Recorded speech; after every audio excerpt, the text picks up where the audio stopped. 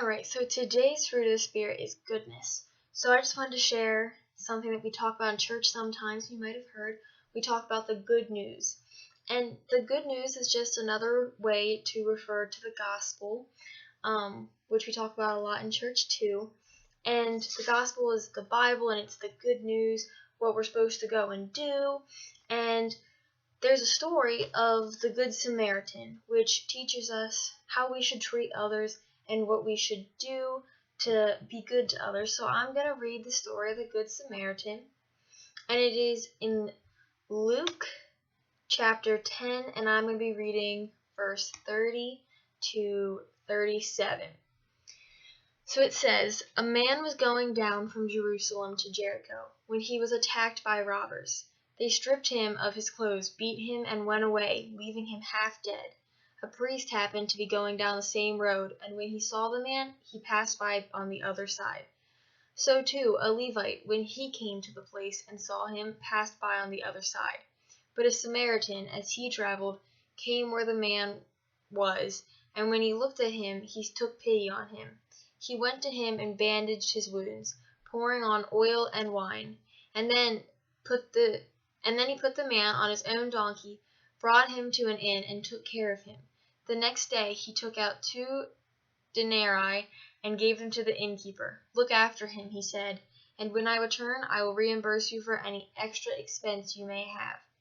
Which of these 3 do you think was a neighbor to the man who fell into the hands of the robbers?" The expert of the law replied to Jesus, "The one who had mercy on him." Jesus told him, "Go and do likewise." So the Good Samaritan was a person that came and took care of somebody that was hurt when they didn't have to, they didn't know the person. And so we hear the term Good Samaritan, and it came from this story because the man that stopped was a Samaritan and that just meant that he was from Samaria. And so because he was such a good person, he stopped and helped this guy, we started using the term Good Samaritan, which just means someone that does something good. And so when you get called a Good Samaritan, it's not just somebody saying something good, it's somebody doing something good, it's an action. So today our craft kind of goes along with our activity. So for our craft, we're going to be making 2 apples. 1 apple is going to be a good apple, and 1 apple is going to be a bad apple. It's got some worms in it, it's not looking so good. And so we're going to make those, and then we're going to do an activity with them. So I am going to get the supplies that we need to make the apples. You need some paper and markers, crayons, anything to decorate your apple. So I'm going to go grab those, and I'll be back. Alright, so on your paper, you are going to draw an apple shape. You can't really see this too well because it's in pencil, but you're going to draw an apple shape. I put a little stem and a leaf at the top there, and you're going to need 2 of them. So I took my piece of paper, and I just folded it in half, so I only have to cut it out once. So you're going to cut this out, and then you're going to decorate one to look like the perfect apple, and then you're going to decorate another one to look like an apple that's maybe sat outside too long, it's got some worms in it, it's maybe a little bit brown and squishy. So I'm going to go ahead and cut this out and decorate my 2 apples, and I'll be back. Alright, so I have my 2 apples here. I drew a worm in this one, and then this one I didn't do anything to it because it's a nice looking apple, and this one also has like a chunk missing out of it. Some animal got hungry. So what you're going to do is you have your 2 apples, and I am going to read off some different things you might do, good or bad things, and they are going to also be in the activities document. I have a list of them so you can cut them out and use those, and you're going to put whether it's good or bad on the apple. So if I say something that's not good, you're going to put it on the bad apple. If I say something that's good, you're going to put it on the good apple. Alright, so I have 8 different scenarios here. And I'm going to read them off, and then you're going to put them with the apple that you think they belong with, either the bad apple or the good apple.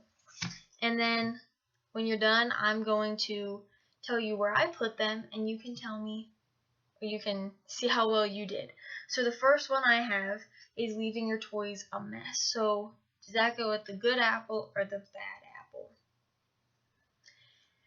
And then I have sharing your toys with your brother or sister. Should this go with the good apple or the bad apple? And then I have helping your parents with chores. Does that go with the good or the bad apple? I have not doing what your parents ask you to do. Does that go with the good or the bad apple? Cleaning your room. I have playing nicely with your brother or sister. I have yelling at your brother or sister when they were mean to you. And lastly, I have helping your parents make dinner.